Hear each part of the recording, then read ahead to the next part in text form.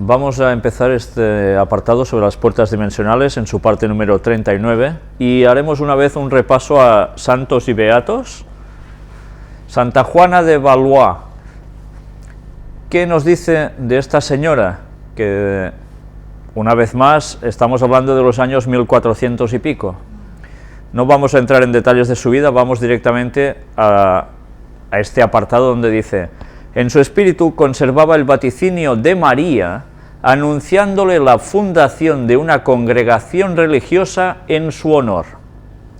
La Madre del Cielo le había hecho saber: hija mía, seca tus lágrimas, un día tú irás de este mundo de cuyos peligros temes, y darás nacimiento a una orden de santas religiosas, ocupadas en cantar las alabanzas a Dios y fieles en seguir mis pasos. Ya veis, una aparición de la Virgen en visión, ella lo lleva dentro y le dice de que ella tarde o temprano crearía una orden de santas religiosas. San Francisco de Paula la dirigía por carta y a él le confió el tema de la fundación que la Virgen le había rogado que pusiese en marcha. Después de efectuar otras consultas sin que viesen claro su empeño, Juana persistió y al final, en su refugio de Bourges, donde llevaba una vida de penitencia y se dedicaba a socorrer a los pobres, fundó la Orden de la Santísima Anunciación de la Santa Virgen María, con la ayuda de su confesor, el franciscano Gabriel Mari Gilberto Nicolás. El proceso de aprobación no fue fácil, pero en 1501 el Papa Alejandro VI dio su beneplácito. Juana emitió los votos en 1504. Tantos sufrimientos, unidos a sus intensos ayunos y penitencias, acabaron con su vida el 4 de febrero de 1505. Ya veis, ayunos, sí, y penitencias. Y todo eso acabó con su vida. Y la Virgen María es la que le ayudó a todo esto. En fin, una vez más, santos y beatos, por parte divina, es para planteárselo. Beato Pío IX, conocido como el Papa de la Cruz, defensor de María y José. Giovanni Maria Mastai Ferretti fue el noveno hijo de los condes Girolamo Mastai y Caterina Solazzi, y nació el 13 de mayo de 1792 en Senigallia, Marca de Ancona, Italia. La epilepsia puso freno a sus estudios durante unos años, hasta que en 1815, después de peregrinar a Loreto, desapareció la enfermedad. Bueno, ya empieza con una peregrinación a Loreto, y allí, ¡pam!, sanado. Fue elegido pontífice el 16 de junio de 1846, era el sucesor de Gregorio XVI, se le ha denominado el Papa de la Cruz. No en vano, su largo pontificado, que duró 32 años, transcurrió en una época histórica convulsa. La masonería internacional tenía en el punto de mira a la Iglesia. Luchas entre facciones políticas desencadenaron ataques y saqueos en iglesias italianas. La República Romana, proclamada por Giuseppe Mazzini, ¿os suena este nombre? Sí, ¿no?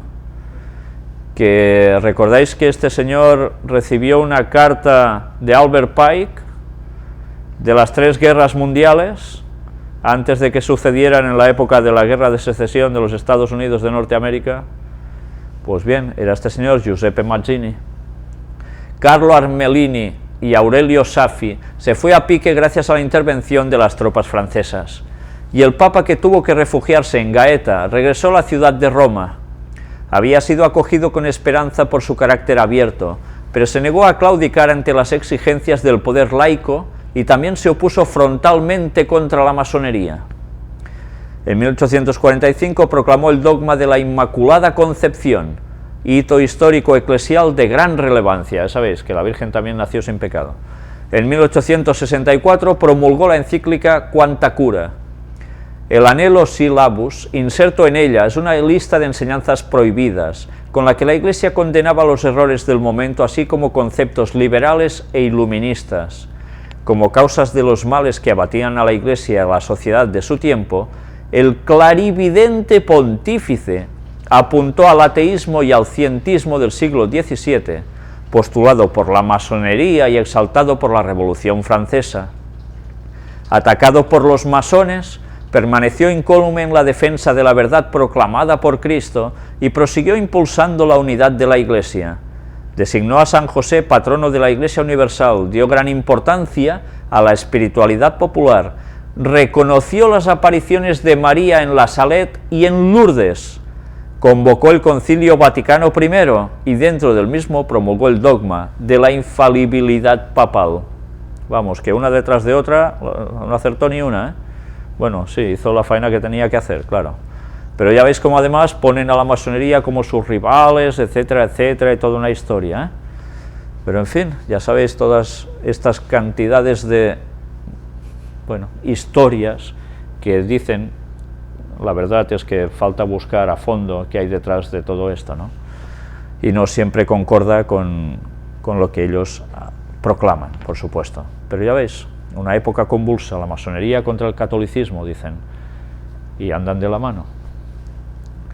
Cuando en 1870 fue tomada Roma por facciones piamontesas, se recluyó en el Vaticano, pero nada podía terminar con la Iglesia, y así lo lanzó a los cuatro vientos diciendo: ninguna cosa es más fuerte que la Iglesia.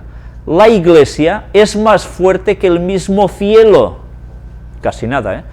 Pues está la palabra de Jesús.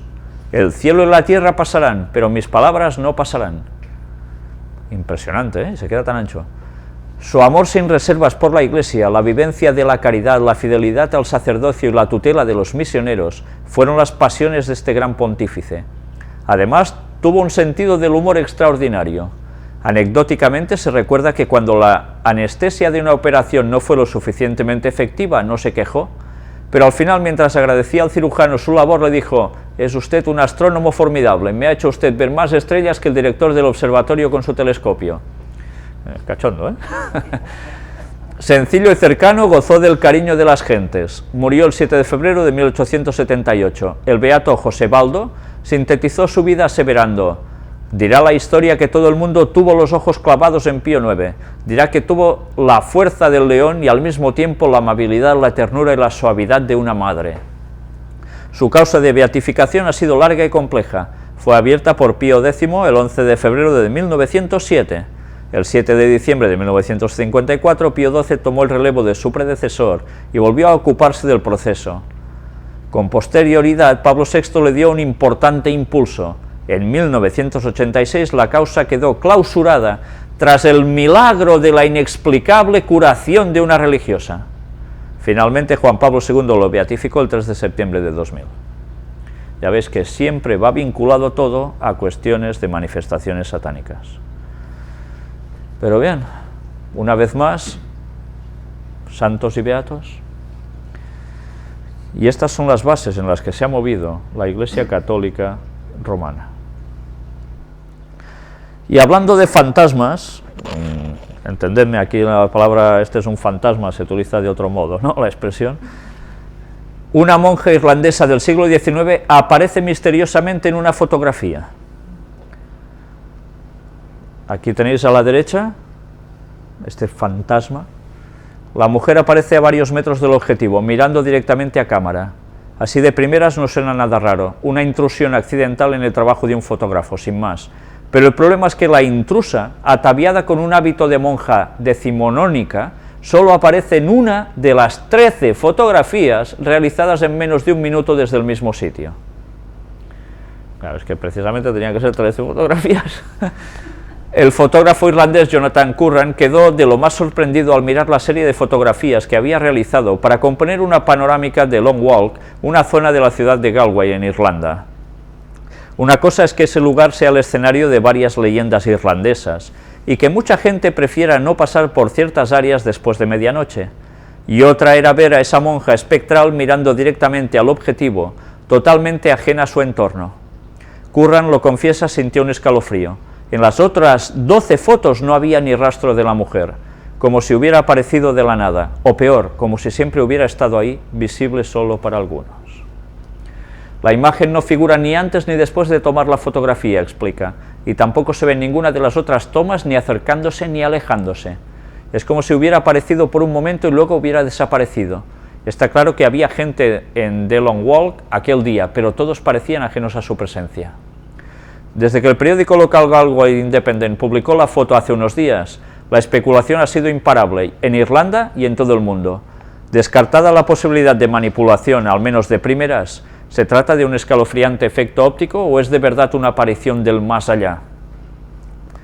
No ayuda que The Long Walk sea una zona en la que mucha gente asegura haber visto apariciones basadas en el rico folclore irlandés. Un hombre mayor explicó un día haber visto a una mujer vestida con ropa medieval una noche cerca del puente, recuerda el historiador local William Henry. En Claddaugh, la zona del centro de Galway donde se tomó la fotografía, se cuentan varias historias de lugares encantados y apariciones inexplicables. Durante un tiempo se le dijo a los jóvenes que no fueran al Wolfton Bridge pasada la medianoche, pero claro, esto tenía la ventaja añadida de que así los padres conseguían que los hijos estuvieran en casa antes de las 12. Sin embargo, esta imagen en particular está claramente fuera del contexto moderno. Parece estar mirando directamente a la cámara como si fuera muy consciente del entorno en el que está, añade Henry. Bien, estas cosas de tanto en tanto van apareciendo, pero claro, esta tiene una connotación que a mí me recordó algo que ya mostramos anteriormente aquí, y que curiosamente, por estas cuestiones de la vida, por decirlo de algún modo, pude conocer personalmente. ¿Sabéis? Este señor dice de que hace 13 fotografías y de una de ellas aparece esta señora así. Tiempo atrás, creo que os lo llegué a mostrar, si no recuerdo mal, en uno de los temas, yo conocí, cuando hacía de pintor en una casa, estaba yo allí, y estuvimos hablando de los temas del Evangelio, por supuesto, como en todas partes allí donde va uno, ¿no? Y el propietario del piso donde yo estaba pintando me dijo de que él había hecho publicar en una revista de este tipo de cosas paranormales una fotografía que había tomado él en la Catedral de Girona, en nuestra misma ciudad, en el claustro de la catedral. Dice de que se puso al lado de un arbusto que estaba al lado del pozo, que ya sabéis que en los claustros esto es típico, y hizo una foto con, ahora no recuerdo si era él o era su esposa, los que estaban haciendo de modelo en ese caso, ¿no? Y hizo un clic en la cámara y clic, automáticamente se vuelve a disparar la cámara sin ella tocarla. Uf. Y entonces cuando revelaron la foto, se ve una foto donde aparece la persona, el seto y el pozo, y en la otra que se disparó automáticamente en décimas de segundo, aparece el arbusto, el pozo, pero no la persona, como si hubiese desaparecido por un momento, ¿no? Bien, pues esa foto se comprobó que no era trucada, etcétera, etcétera. Él me la había enseñado, o sea, cuando era en fotografía aún, cuando, ya veis, en el inicio de todo, ¿no? Os estoy hablando de hace ya unos, no sé, quizás 15 años o más, no lo sé. Pero sea como fuere, realmente a veces en las fotografías suceden cosas extrañas. ¿Que por qué sucede eso? Evidentemente ya sabéis que Satanás lo busca todo para engañar y confundir. Este hombre, que ya estaba puesto en cosas raras, hay que decirlo todo, evidentemente era más fácil que le pasaran cosas de estas que a uno que no se pone en nada de todo esto. Pero él ya creía en todas estas historias que venimos denunciando también en las puertas dimensionales, o en muchas de ellas. Entonces es más fácil que Satanás actúe de algún modo, que haga pensar. Él hablaba de cómo puede ser que uno desaparezca por una instantánea de tiempo, esto tiene que ver con bla bla bla, y empezaba a dar sus explicaciones, y yo le decía lo que había.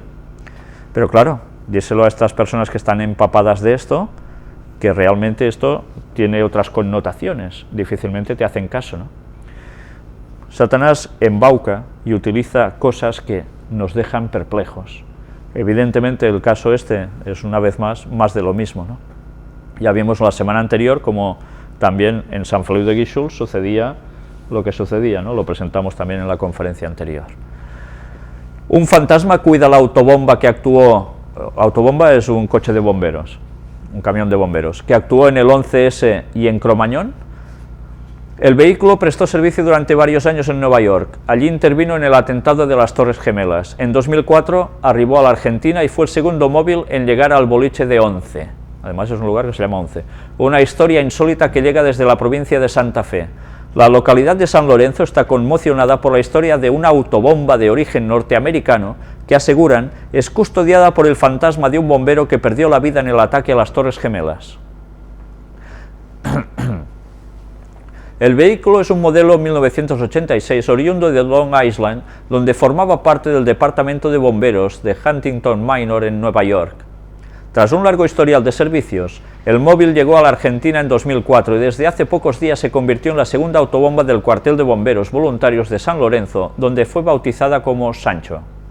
Aquí tenéis la instantánea y además un bombero de color, ya lo veis, ¿verdad? Lo llamativo de la historia es el marco macabro en el que el camión debió prestar servicio, y la incredulidad dice presente cuando en medio del relato se inmiscuye la versión de la existencia de un fantasma que custodia el móvil día y noche. La autobomba estuvo presente en el atentado del 11 de septiembre de 2001, cuando cayeron las Torres Gemelas de Nueva York. En ese episodio, un camión gemelo, al que en los Estados Unidos señalaban como hermano de Sancho, fue aplastado y perecieron varios de sus ocupantes. En 2004 el vehículo arribó a la Argentina, donde pasó por Puerto Madero y San Telmo y le tocó intervenir en otro episodio desgraciado. Fue el segundo móvil en llegar al incendio que se cobró 194 víctimas en el boliche República de Cromañón, situado en el barrio porteño del Once. Ahora el camión presta servicio en la localidad santafesina de San Lorenzo y desde allí llega el remate de la historia. En Nueva York había dos autobombas gemelas, la que tenemos hoy nosotros y otra que quedó destruida al caerle encima una de las torres. Y el conductor de ese móvil, un bombero negro del departamento de bomberos, murió en ese trágico accidente, relató a FM Vale el bombero local Juan José Juárez. Aseguran que esa víctima fatal es la que custodia el camión, y la versión que nació en San Telmo fue corroborada por la gente de San Lorenzo. Uno no sabe qué pensar. Lo cierto es que desaparecen las cosas, y a veces se escuchan ruidos en la autobomba, incluso cuando está apagada. Oímos sonidos metálicos y también como una especie de estornudo, aseguró el integrante del Cuerpo de Bomberos Voluntarios santafesino, según declaraciones que reproduce el portal SL24. El bombero muerto tiene como objetivo cuidar a la autobomba que quedó en pie, hermana de la malograda en Nueva York, y evitar que corra la misma suerte que la otra, relató Juárez. No sabemos si está realmente, pero lo que sí es seguro es que el negro, como llaman al fantasma, nos está custodiando bien, completó el voluntario. En fin, que ya ves que cosas extrañas suceden y hay gente que enseguida lo relaciona pues con un muerto que ayuda a los demás o aparece o hace alguna cosa así.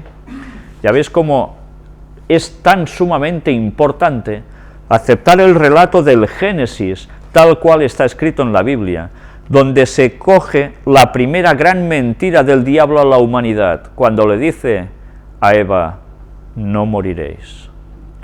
Porque aunque puedas morir aparentemente, tu alma va a algún lugar o tú haces algo en el más allá. Ahí está el nacimiento del espiritismo y la creencia que ha entrado en todas las doctrinas paganas de toda la historia, incluso del teórico cristianismo, donde la gente cree que cuando se muere se va a algún lugar, que el alma es inmortal, la gran mentira de Satanás. ¿Entendéis por qué también el Vaticano acepta la teoría de la evolución y de que el relato de la caída de Adán y Eva con la intervención de Satanás, cogiendo al cuerpo de la serpiente como medium, hablando a través de ella, diciendo estas cosas, a ellos les interesa decir que es un mito? Porque allí se cae la inmortalidad del alma, que tantas y tantas personas de todo el mundo y de todas las religiones y creencias han aceptado como cierto. Mirad si es importante saber lo que creemos. Y hablemos de Kuwait, una torre que está en proyecto que tendrá esta forma. Ya veis, es como una serpiente enrollada. Aquí lo veis, como dos serpientes enrolladas, diría yo. Realmente puede llegar a ser asombroso, ¿eh? Pero desde luego, claro, una vez más, ya sabéis que todo esto puede tener otras connotaciones, ¿no? En fin. Y hablemos sobre Chávez. Medium Chávez podría haber usado huesos de Bolívar para protegerse. A Hugo Chávez le van las ciencias ocultas y las posesiones. La santería cubana se va adueñando de Venezuela.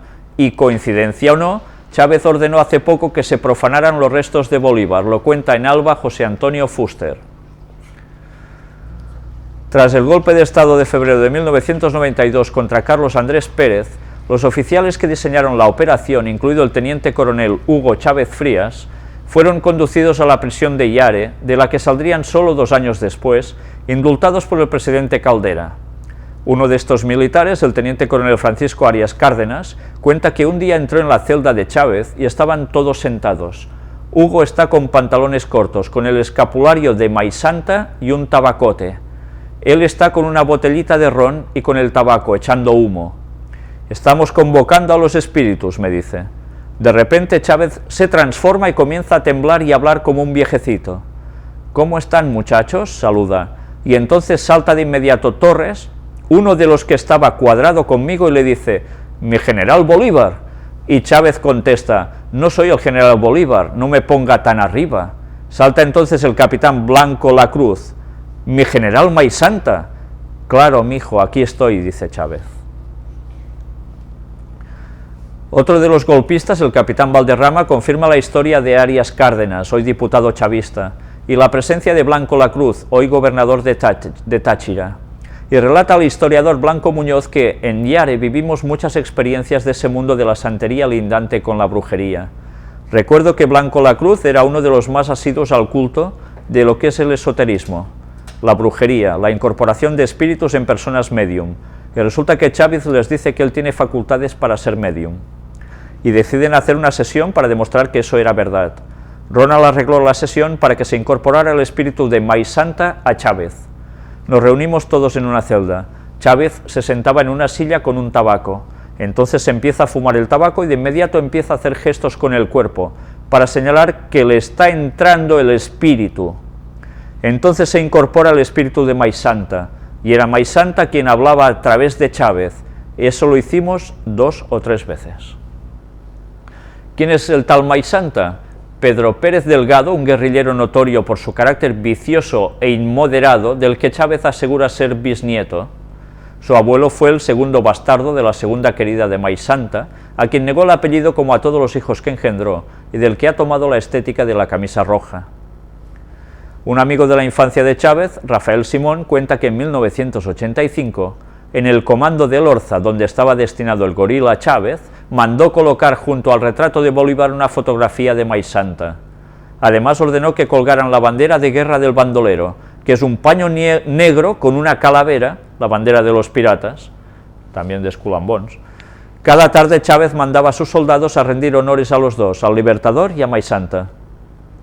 Ese es el Chávez supersticioso que llega al poder unos años después, pero no es el Chávez que hoy convalece de un cáncer mal operado en Cuba. Entre medias, y desde hace poco menos de 10 años, Venezuela comenzó a llenarse de agentes cubanos, consejeros mandados por los Castro para asesorar en cuestiones como seguridad, organización e incluso suministro eléctrico. En coincidencia con la llegada masiva de cubanos, los cementerios de Caracas comenzaron a sufrir una oleada de profanaciones. De las profanaciones se hizo eco toda la prensa nacional, e incluso Newsweek le dedicó algún breve al asunto. No pasó mucho tiempo hasta que se relacionó la presencia de cubanos con el robo de los huesos, y alguien gritó: «¡Paleros!». La santería palera, una práctica habitual en la isla, importada del Congo por los esclavos negros que llenaron Cuba, y en la que los huesos de los muertos son usados en rituales de magia negra para conseguir ventajas, protección o incluso que un enemigo quede maldito. Si el hueso es de un antepasado, el efecto es mucho más poderoso. En fin, ya veis. Y lo bueno es que ahora Chávez dice que se encomiaba a Jesús por su enfermedad, etcétera, etcétera, ¿no? Qué fácil es mezclar conceptos, ¿no? Qué fácil es. Pero claro, desde el momento en que uno cree en la inmortalidad del alma, todo esto es muy factible y todo entra. Mirad si es peligroso el espiritismo a todos los niveles, y sobre todo en la creencia de los mismísimos cristianos que aceptan la inmortalidad del alma. No se dan cuenta que abren su puerta a que el diablo pueda hacer todo este tipo de manifestaciones y más.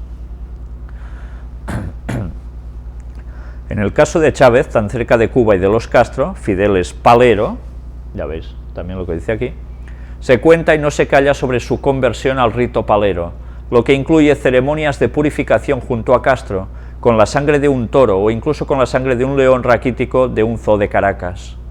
Así lo cuentan curas venezolanos que en otros tiempos estuvieron cerca de Chávez, como José Palmar o el padre Manuel Díaz, e incluso reconocidos babalabos, paleros, santeros, como Paulino Baptista, que aseguran que el presidente está en manos de la santería. Si eso es así, el mayor problema de Chávez es que no ha podido hacerse con los huesos de Maisanta, ya que su tumba desapareció a mediados del siglo pasado. Si Chávez necesitaba un hueso, si no podía ser de un antepasado, tendría que ser de otro caudillo, y no de un caudillo cualquiera, sino del caudillo, Bolívar, que era masón, por cierto. En fin, que ya os mostré también y os comenté aquí a la señora que conocí que afirmaba que realmente Chávez también participaba de la santería, de rituales de sacrificios de animales y demás, que conocidos de esta señora le servían estos animales, ¿no? Bien, yo no sé si él seguirá con todo esto o no, pero ahí está como todo esto se introduce hasta no en niveles de abajo, sino a niveles de gente de muy arriba, ¿no? Y la cosa va siguiendo y nosotros nos lo vamos ya a saltar, porque si no, no terminaremos con todo esto. Vamos a ver qué es la biodanza. ¿Qué es la biodanza? Pues aquí lo tenéis. Biodanza es, entre otras cosas, un camino para reencontrar la alegría de vivir, la conexión con nuestro ser más profundo, sin condicionamientos sociales, es descubrirse desde otra mirada. La comprensión y la práctica diaria de estas técnicas enseña a integrar lo que somos, con lo que hacemos, sentimos y pensamos, y permite percibirnos en el mundo de una manera más global, amorosa y mágica. A gozar de nuestros vínculos con el otro y con nosotros mismos, con más confianza, alegría, salud, bienestar y serenidad. Este sistema fue creado en los años 60 por el chileno Rolando Toro, psicólogo y antropólogo, que lo denominó inicialmente como psicodanza. Actualmente se practica en Canadá, Estados Unidos, Latinoamérica y casi todos los países de Europa, Japón y Sudáfrica. Existen ramas y aplicaciones como biodanza social para niños y tercera edad, embarazadas, para la empresa, etc. A todos los niveles, ¿eh? La palabra deriva del término bios, que significa vida, y danza, en su sentido original de movimiento vivencial. Biodanza es un sistema integrador, con fines y resultados terapéuticos, orientado al desarrollo y fortalecimiento de los potenciales genéticos. Ya estamos. Con los que nacemos todos los seres humanos. Según Rolando Toro, el camino hacia la salud se transita mediante su expresión. Se trata de un sistema de renovación orgánica, energía vital, reeducación afectiva, reaprendizaje de las funciones originarias de vida e integración a 3 niveles, con uno mismo, con los demás y con el mundo, mejorando la salud física, orgánica y emocional. Su principal diferencia con otros sistemas terapéuticos es que trabaja y potencia lo positivo, la parte sana de cada ser humano. Sin descartar el dolor, se centra en la alegría de vivir, la felicidad y el placer. Se trata de un sistema vivencial en el que no se trabaja desde la reflexión consciente, sino desde la vivencia, una experiencia intensa que se experimenta en el aquí y ahora y abarca a la persona en su totalidad, incluidos su cuerpo y sus emociones. Ya veis, emociones, una vez más.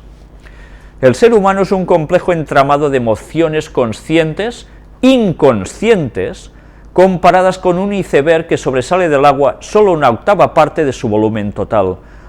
Biodanza hace visible lo invisible mediante un complejo y elaborado sistema de integración humana a través del movimiento, la música, la voz y consignas precisas que trabaja los potenciales humanos, las emociones y los instintos, posibilitando así hacer consciente lo inconsciente a través del movimiento con el fin de desarrollar la identidad del ser humano. Hacer consciente lo inconsciente. ¿Satanás cómo trabaja? Intenta trabajarnos en el inconsciente, para que luego salgan las cosas en el consciente. Así funciona. Curiosamente, esto también. Biodanza es en una sola sesión realiza 4 tipos de integración sobre el ser humano: cognitivo-motora, sensitivo-motora, emitivo-motora y universo-motora. Ya estamos.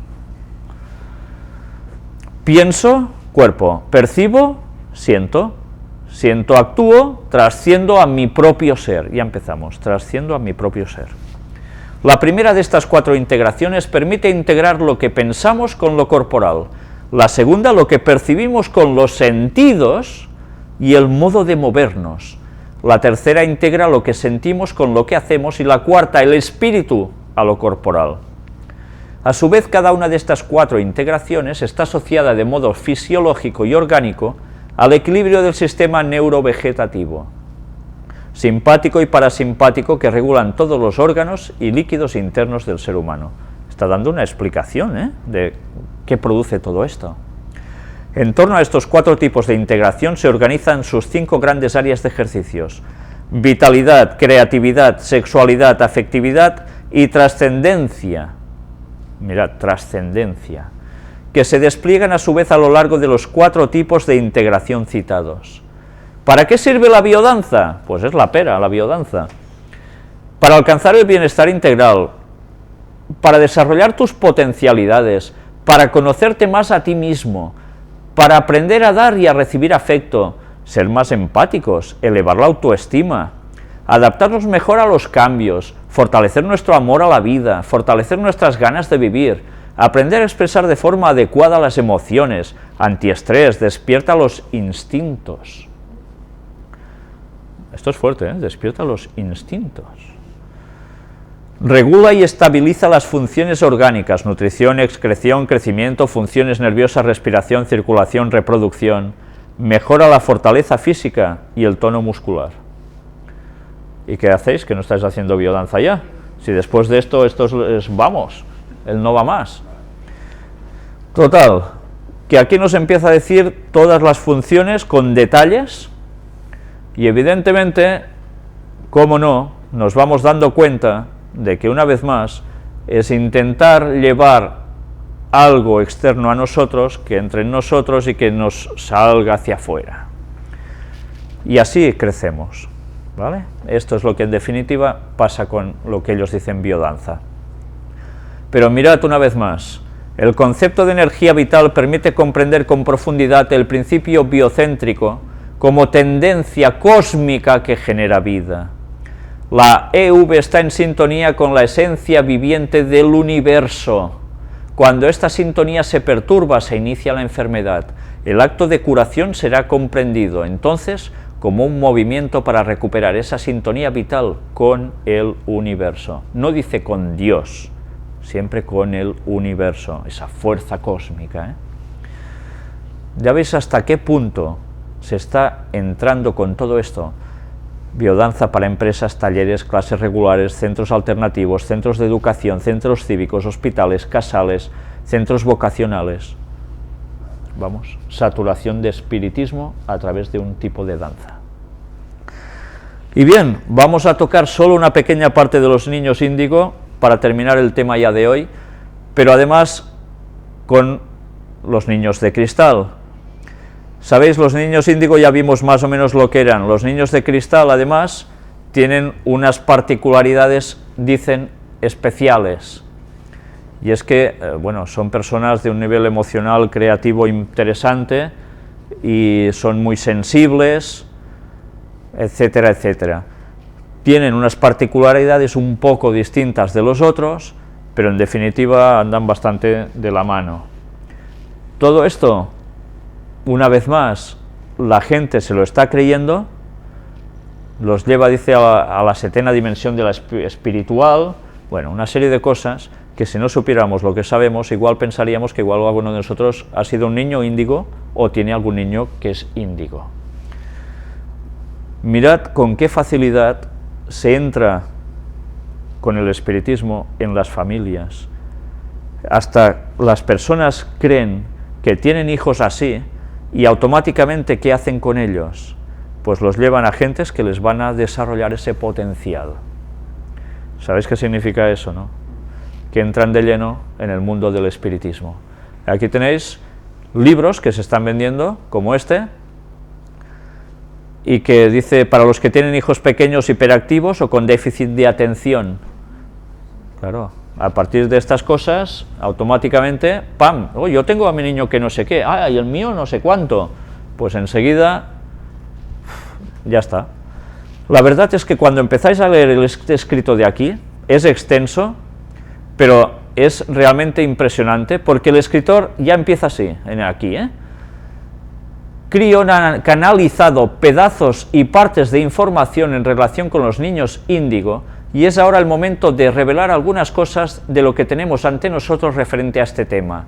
No hay todavía una información canalizada precisa de Crion sobre este asunto, así que les daré una sinopsis, tanto de lo que Crion ha dicho como de mis experiencias relacionadas con los índigos a lo largo de mis viajes. Creo que de alguna manera lo que viene a continuación ayudará a explicar mucho acerca de los niños de hoy a los padres que están leyendo esto. Resulta de que todo esto viene a través de canalizaciones.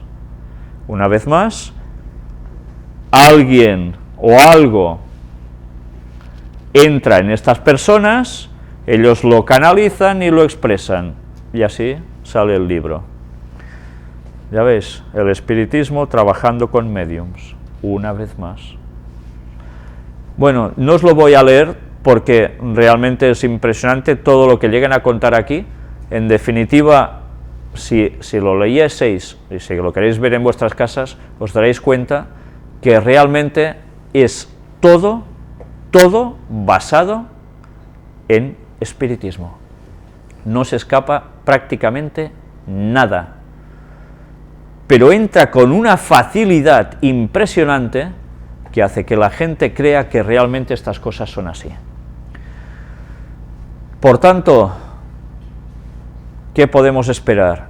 ¿Cuánta cantidad de niños están cayendo en las manos del espiritismo por estas cuestiones? Nosotros vamos a dejarlo aquí.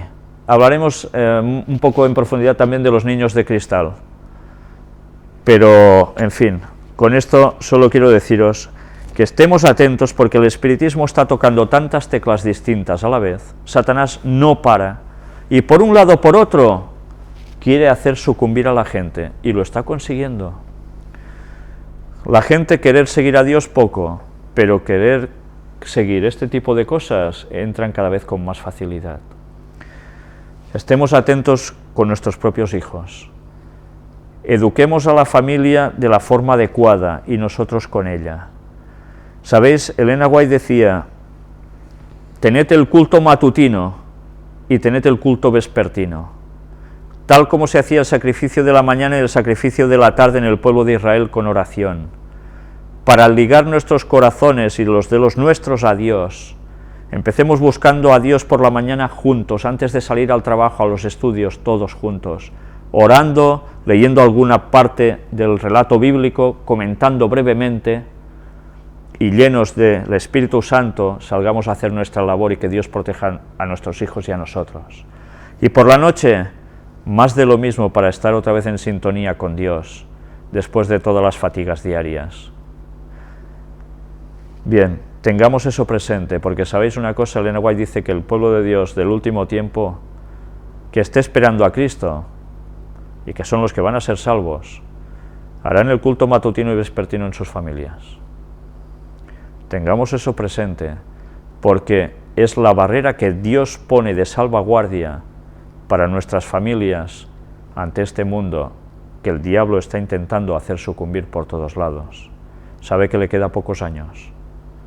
No parará, irá más. Hagamos nuestra parte en nuestras casas si nos es posible, que por nosotros al menos no quede.